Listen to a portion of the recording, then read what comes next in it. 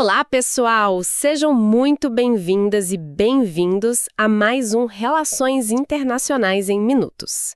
O nosso trabalho aqui é analisar os temas mais quentes da geopolítica mundial, mas de um jeito simples, fácil e direto.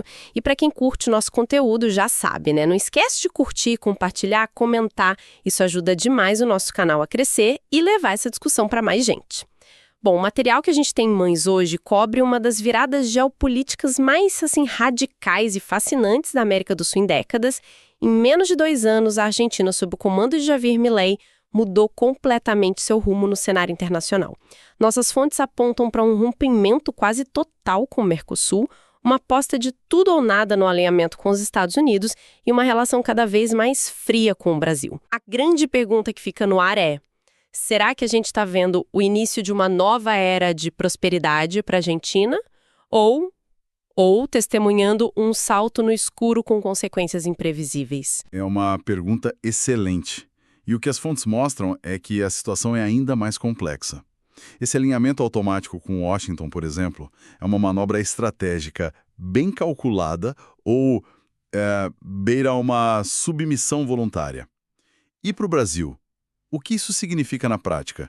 A perda de um parceiro histórico fundamental ou, quem sabe, a chance de se livrar de um membro que muitas vezes travava o avanço do bloco? A decisão do Milei não afeta só a Argentina, ela coloca todo o continente em xeque. Perfeito. Então vamos mergulhar nisso. Nosso objetivo aqui é analisar a fundo essa nova direção da Argentina e tentar entender se, do ponto de vista estratégico, a aposta faz sentido. Para começar, vamos aos fatos.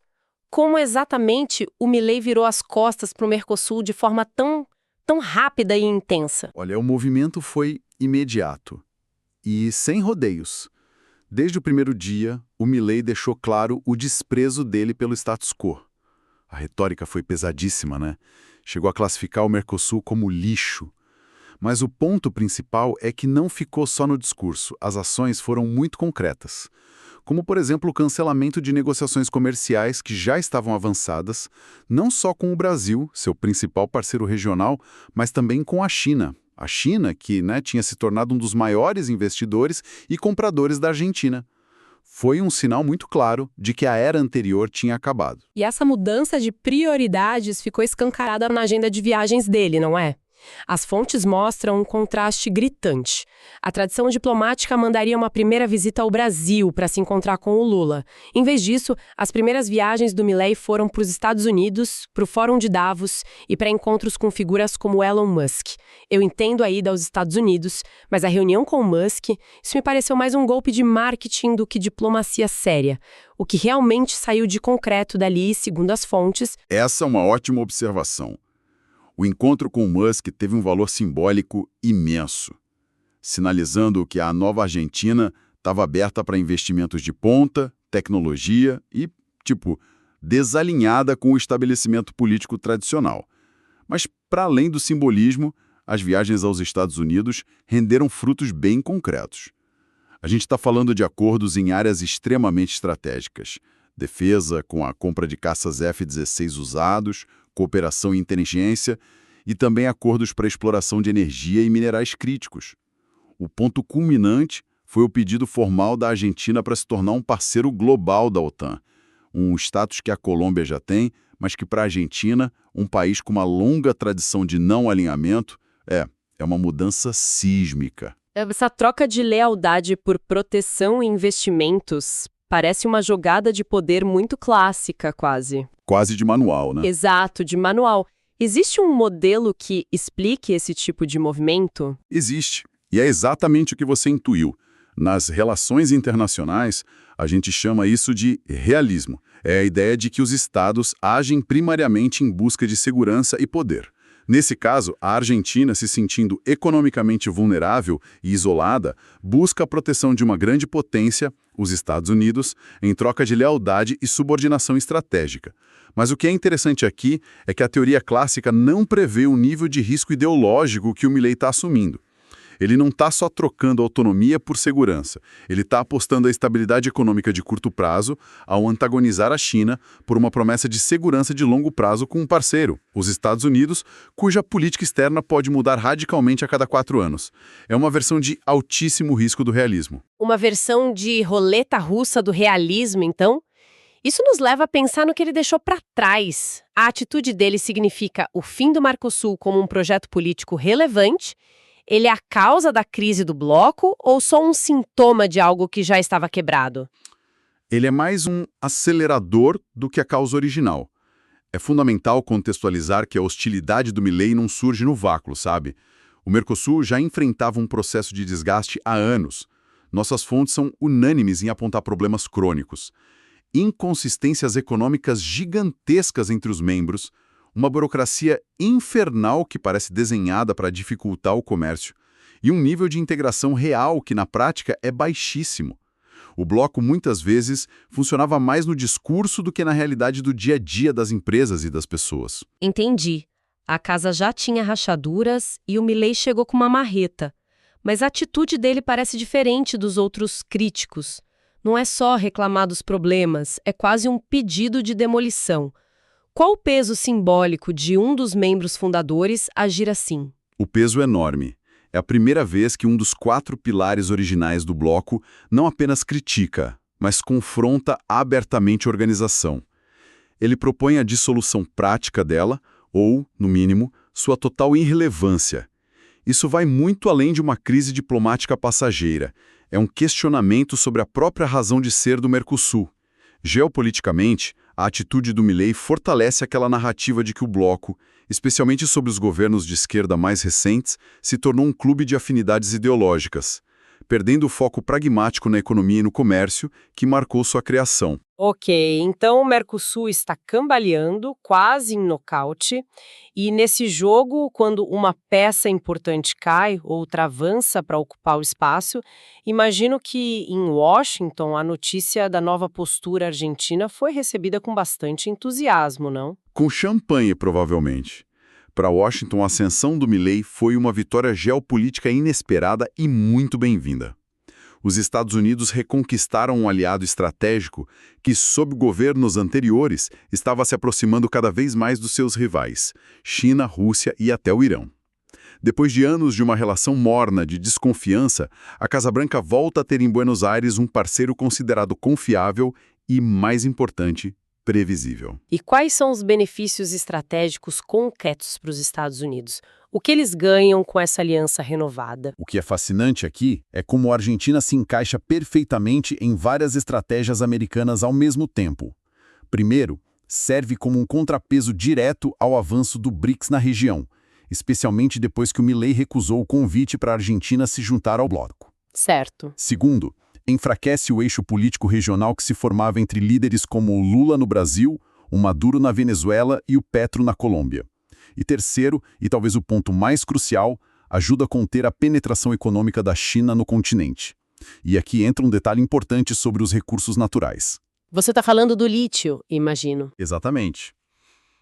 Mas o ponto não é apenas garantir o acesso americano ao lítio argentino, que é vital para a transição energética. A jogada estratégica é, principalmente, negar o acesso preferencial à China. É um jogo de soma zero na corrida global pela tecnologia de baterias, e o Milei basicamente entregou a Washington a chave de um dos maiores depósitos do mundo. Uau! Na prática, os ganhos para os Estados Unidos são tangíveis. Acesso a recursos, expansão de parcerias militares e o afastamento de rivais geopolíticos do que eles ainda consideram seu quintal. Tudo bem, os ganhos para os Estados Unidos parecem claros. Mas toda aposta tem um preço.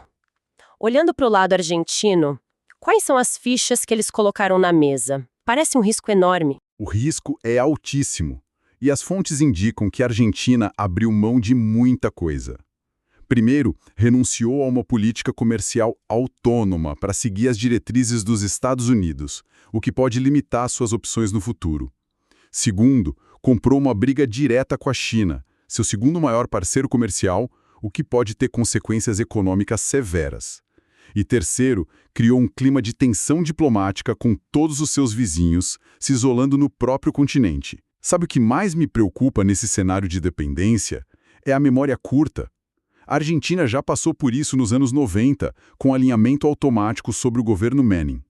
As fontes não mencionam isso diretamente, mas a sombra daquela década que terminou numa crise social e econômica devastadora paira sobre tudo isso. Essa dependência que você menciona me parece o ponto mais perigoso. O que acontece se o vento em Washington mudar? A política americana é notoriamente volátil. Exatamente. Isso levanta a questão mais importante para o futuro da Argentina. A política externa americana muda com cada governo. O governo Biden apoiou essa aproximação, mas e se nas próximas eleições vencer um presidente com uma agenda mais isolacionista e protecionista, que não veja valor nessa aliança? Aí complica. De repente, a Argentina, que apostou todas as suas fichas em um único parceiro, se veria completamente exposta, sem um plano B, sem o Mercosul para amortecer o golpe e sem os antigos parceiros, como a China, para recorrer. Seria um cenário de abandono estratégico total, um desastre completo. Falando em vizinhos, essa situação toda coloca o Brasil numa sinuca de bico, imagino. Como o Itamaraty lida com um terremoto geopolítico desses na sua fronteira mais importante? Para o Brasil, a postura do Milei é um verdadeiro divisor de águas. Ela força a diplomacia brasileira a confrontar realidades que talvez preferisse ignorar. O impacto é duplo. Por um lado, é claramente negativo. A atitude argentina enfraquece o Mercosul, que por 30 anos foi um pilar da política externa brasileira e a principal plataforma para a projeção de poder do Brasil na região. Isso é um golpe duro. Mas imagino que, para alguns setores no Brasil, talvez exista um lado positivo, ou pelo menos uma consequência inesperada que possa ser bem vista. Sim, existe. Ao mesmo tempo em que a crise esvazia o Mercosul, a saída de cena de uma Argentina ideologicamente oposta alivia a pressão política dentro do bloco. Quantas vezes o Mercosul ficou paralisado por disputas ideológicas que impediram o avanço de acordos pragmáticos, como o acordo com a União Europeia? Com a Argentina olhando para outro lado, o Brasil talvez ganhe mais liberdade para buscar acordos bilaterais ou para tentar reformar o que sobrou do bloco de uma maneira mais focada em resultados. Então, no fim das contas, a situação toda funciona como um grande alerta para a diplomacia brasileira, forçando uma reavaliação. É um alerta inequívoco. Se a gente conectar isso ao quadro geral, a mensagem é poderosa. Enquanto o Brasil se concentra em discursos sobre uma nova ordem mundial e em fortalecer laços com o chamado Sul Global, um de seus vizinhos mais importantes está agindo de forma extremamente pragmática, buscando resultados concretos no aqui e agora. E apesar de todos os riscos que a gente já discutiu, a abordagem do Milei está gerando movimentos reais no tabuleiro e forçando todo mundo a repensar suas estratégias. Não dá para ignorar. Certo. Então, tentando amarrar tudo isso, a conclusão central que emerge das nossas fontes é que a Argentina está fazendo uma aposta de altíssimo risco.